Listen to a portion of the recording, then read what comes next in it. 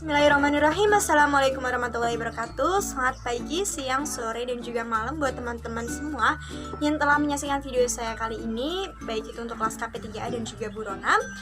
Terima kasih sebelumnya telah memberikan kesempatan saya untuk melakukan presentasi mengenai mata kuliah auditing. Tapi perkenalkan dulu, nama saya Hani Aprilia Lestari dari Politeknik Negeri Semarang, program studi keuangan perbankan absen 9. Sebelumnya teman-teman mohon maaf jika ada suara yang tidak mengenakan didengar, karena sebetulnya saya membuat video ini di perkampungan dan ada anjuran pemerintah untuk work from home, jadi mohon maaf dan untuk dimaklumi apabila ada suara yang tidak mengenakan. Baik, dapat dilanjutkan. Untuk presentasi kali ini saya akan membahas mengenai kertas kerja. Untuk pokok pembahasan sendiri yang nantinya akan saya bahas, yang pertama adalah konsep kertas kerja, yang kedua kepemilikan dan kerahasiaan informasi kertas kerja, ketiga faktor-faktor yang membuat kertas kerja yang baik, dan yang keempat adalah tipe kertas kerja itu sendiri. Untuk selanjutnya, pokok pembahasan pertama yaitu konsep kertas kerja. Yang pertama adalah definisi kertas kerja. Berdasarkan SA atau Standar Audit Seksi 339 Kertas Kerja Paragraf 03 mendefinisikan bahwasanya kertas kerja adalah catatan-catatan yang diselenggarakan oleh auditor mengenai prosedur audit yang ditempuhnya, pengujian yang dilakukannya, informasi yang diperolehnya, dan kesimpulan yang dibuatnya sehubungan dengan auditnya. Jadi dapat disimpulkan bahwasanya kertas kerja itu sendiri merupakan catatan-catatan yang nantinya akan diselenggarakan oleh auditor dan akan menghasilkan simpulan atau analisis dari auditor yang diselenggarakan untuk kepentingan pihak klien dan juga kepentingan pihak ketiga, baik itu berupa prosedur audit, pengujian yang dilakukan, maupun informasi yang nantinya diperoleh oleh auditor. Untuk contoh dari kertas kerja itu sendiri adalah yang pertama, ada program audit, hasil pemahaman terhadap pengendalian intern, analisis, memorandum, surat konfirmasi, representasi klien, ikhtisar dari dokumen-dokumen perusahaan, dan daftar atau komentar yang dibuat atau diperoleh oleh auditor.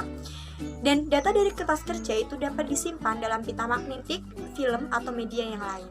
Next. Untuk tujuan pembuatan kertas kerja sendiri itu ada 4. Yang pertama adalah mendukung pendapat auditor atas laporan keuangan auditan dan sebagai bukti audit yang dilakukan itu telah memadai.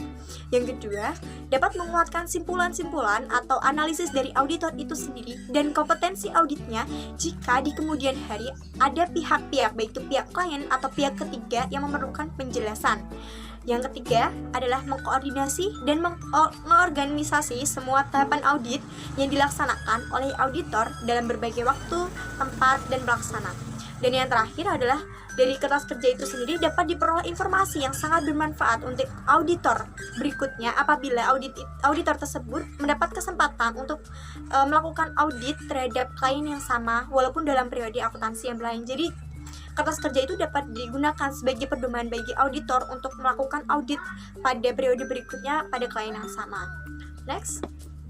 Untuk selanjutnya, susunan kertas kerja sendiri itu ada 9. Yang pertama ada draft laporan audit, kedua laporan keuangan audit, ketiga ringkasan informasi, keempat program audit, kelima worksheet klien, 6 ringkasan adjustment, 7 working trial balance, 8 schedule utama dan schedule pendukung. Next. Untuk isi kertas kerja itu sendiri, berdasarkan standar audit seksi 339 kertas kerja paragraf 05 mengatur bahwa kertas kerja itu harus mampu memperlihatkan bahwa catatan akuntansi cocok dengan laporan keuangan atau informasi lain yang dilaporkan serta standar pekerjaan lapangan yang dapat diterapkan telah diamati. Untuk pengelompokan isi kertas kerja sendiri itu ada 3. Yang pertama adalah berkas tahun berjalan, berkas permanen, dan juga berkas surat menyurat. Next. Untuk kertas kerja dan standar pekerjaan lapangan itu sendiri dibagi menjadi 3. Yang pertama, telah dilaksanakan standar pekerjaan lapangan pertama, bahwasanya pemeriksaan atau audit itu telah direncanakan dan disupervisi dengan baik.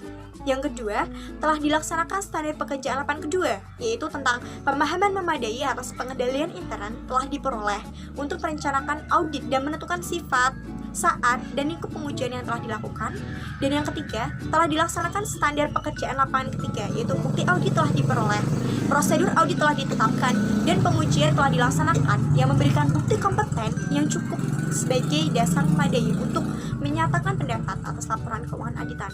Jadi standar pekerja lapangan itu ada 3. Yang pertama tentang perencanaan dan supervisi dengan baik. Yang kedua akan dilakukan perencanaan audit dan menentukan sifat, saat, dan lingkup pengujian yang akan dilakukan nantinya. Dan yang ketiga nanti akan melakukan prosedur dan pengujian audit yang akan dilaksanakan seperti apa, dan juga memberikan bukti kompeten yang cukup dan juga hasil simpulan dari auditor itu sendiri. Next. Baik, untuk pokok bahasan kedua yaitu kepemilikan dan kerahasiaan informasi. Next. Untuk kepemilikan dan kerahasiaan kertas kerja itu sendiri, berdasarkan standar audit seksi 339 paragraf 06 bahwasanya menyatakan bahwa kertas kerja adalah milik kantor akuntan publik, bukan milik klien atau milik pribadi. Yang kedua, berdasarkan standar audit seksi 339 paragraf 08 menyatakan bahwa anggota kompartemen akuntan publik itu tidak diperkenankan mengungkapkan informasi klien yang rahasia tanpa persetujuan dari klien. Yang ketiga, berdasarkan aturan etika kompartemen akuntan publik 301 menyatakan bahwasanya anggota kompartemen akuntan publik tidak diperkenankan mengungkapkan informasi klien yang rahasia tanpa persetujuan dari klien. Jadi dapat disimpulkan bahwasanya kertas kerja itu hanya milik akuntan publik, bukan milik klien maupun milik pribadi. Dan kerahasiaan klien itu juga harus dijaga, tidak boleh diumbar-umbarkan tanpa persetujuan dari klien itu sendiri. Akan tetapi ada pengecualian. Rahasia kertas kerja itu dapat diungkapkan kepada pihak ketiga. Yang pertama, apabila jika klien tersebut menginginkannya atau atas persetujuan dari pihak klien. Yang kedua, jika misalnya praktek kantor akuntan publik itu dijual ke akuntan publik lain, maka kertas kerjanya itu dapat diserahkan kepada pembeli atas izin dari pembeli, atas izin dari klien, mohon maaf. Terus yang ketiga, dalam perkara pengadilan atau dalam perkara pidana. Dan yang terakhir, dalam program pengendalian mutu, profesi akuntan publik itu dapat menetapkan keharusan untuk mengadakan peer review di antara sesama akuntan publik. Jadi guna pengendalian mutu dalam profesi akuntan publik itu ada kegiatan review kertas kerja guna pengendalian mutu tadi di antara sesama akuntan publik. Next. Baik, untuk selanjutnya pokok bahasan yang ketiga yaitu faktor yang mempengaruhi kertas kerja yang baik. Next. Kecakapan teknis dan keahlian profesional seorang auditor independen akan tercermin pada kertas kerja yang dibuatnya. Nah, ini punya singkatan yang bagus nih. Untuk faktor-faktor yang mempengaruhi kertas kerja yang baik adalah LTRIJERA. LTRIJERA. Lengkap, teliti, ringkas, jelas, dan juga rapi. Untuk yang pertama adalah lengkap. Lengkap di mana kertas kerja itu harus mencakup semua informasi pokok dan tidak memerlukan tambahan penjelasan secara lisan. Yang kedua, teliti, di mana kertas kerja itu harus memperhatikan ketelitian dalam penulisan dan perhitungan sehingga menghindari kesalahan nantinya. Yang ketiga, ringkas. Kertas kerja itu harus dibatasi pada informasi yang pokok dan relevan atau sesuai.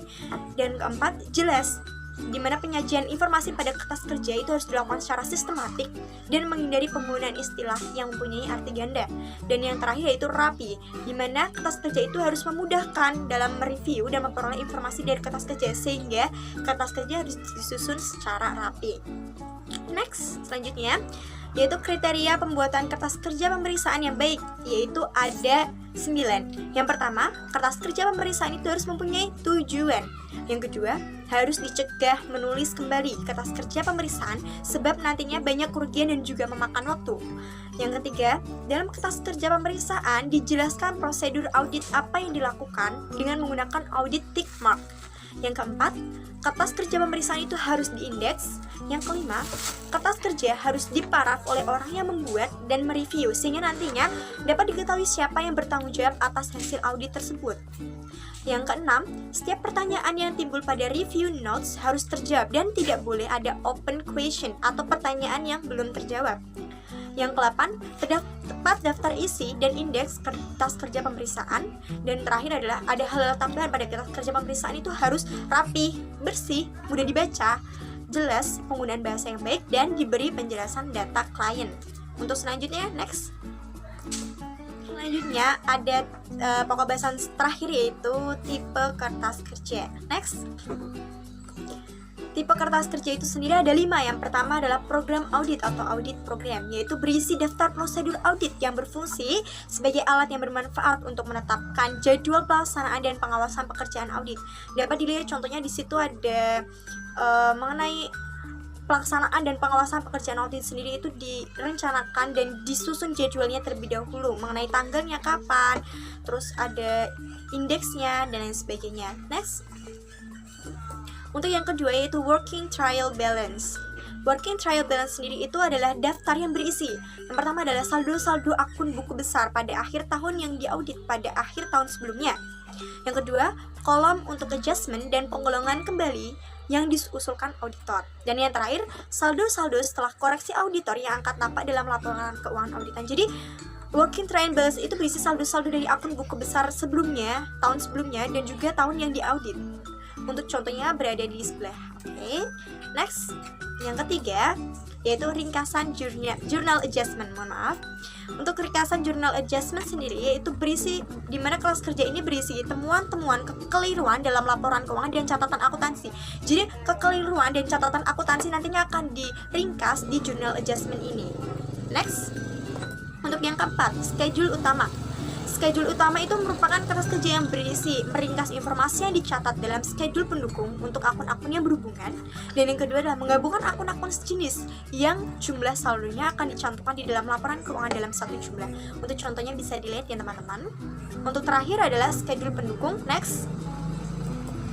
Schedule pendukung sendiri itu merupakan kertas kerja yang memuat informasi keuangan dan operasional yang dikumpulkan dan memuat berbagai simpulan yang dibuat auditor. Jadi schedule pendukung ini berupa informasi-informasi keuangan tambahan dan nantinya ada simpulan dari hasil auditor itu sendiri. Next. Pembahasan terakhir yaitu studi kasus tentang kertas kerja. Di sini saya mengambil studi kasus dari internet dan juga jurnal ilmiah yang dibahas, di mana kasus tersebut seperti berita yang telah diterbitkan oleh Public Company Accounting Oversight Board atau PCAOB pada Kamis 9 Februari 2017 yang menunjukkan bahwasanya audit atas PT Indosat Tbk oleh kantor akuntan publik Purwantono, Sungkoro dan Surya sebagai mitra KAP Ernst & Young yang mendapat sanksi dari PCAOB atau Badan Pengawas Audit di Amerika Serikat. Lantaran di mana auditor ini memodifikasi kertas kerja, tidak kooperatif saat diperiksa dan melanggar standar pengendalian mutu. EY Indonesia dinyatakan gagal dalam menyajikan bukti pendukung perhitungan sewa 4.000 menara seluler dalam laporan keuangan Indosat pada tahun 2011. Namun, opini yang dikeluarkan adalah wajar tanpa pengecualian, padahal perhitungan dan analisisnya belum selesai. Anggota tim EY Indonesia juga terlibat dalam proses audit ini, yang sengaja memanipulasi pembuatan puluhan kertas kerja audit yang baru. Jadi, kasus ini terjadi pada auditor EY atau Ernst & Young Indonesia, di mana pada audit kliennya yaitu PT Indosat Tbk pada tahun 2011. Di mana dari kasus kegagalan audit yang telah dilakukan EY terhadap PT Indosat Tbk ini telah terjadi karena akibat kurangnya pengungkapan bukti audit yang cukup sehingga mempengaruhi opini yang diberikan. Selain bukti audit yang tidak tepat dan cukup, alasan lain karena ketidakcermatan dan tergesa-gesa dalam penerbitan laporan keuangan auditan perusahaan sehingga akhirnya auditor melakukan modifikasi terhadap kertas kerja tersebut. Nah, dalam kasus ini diketahui bahwa pertama adalah masalah penyusunan kertas kerja yang terkadang tidak sesuai audit program karena sistem manajemen dan pencatatan akuntansi klien yang kurang tertata rapi, sehingga disarankan bahwasanya pihak klien nantinya apabila ingin melakukan audit harus menata kembali laporan keuangan yang akan diaudit. Yang kedua, adanya tekanan anggaran waktu dan dalam penyusunan kertas kerja sehingga terjadinya tekanan dalam anggaran waktu tersebut. Dan keterbatasan waktu tersebut dipicu karena adanya ketidaklengkapan data akuntansi dari pihak klien. Nah, dari akibat dari penyimpangan ini, PCAOB memberikan sanksi denda sebesar 1 juta USD atau 1 juta US dollar kepada WI Indonesia dan juga memberikan denda kepada mitra WI yang terlibat EI yang terlibat dalam larangan praktik ini. Dan untuk selanjutnya, next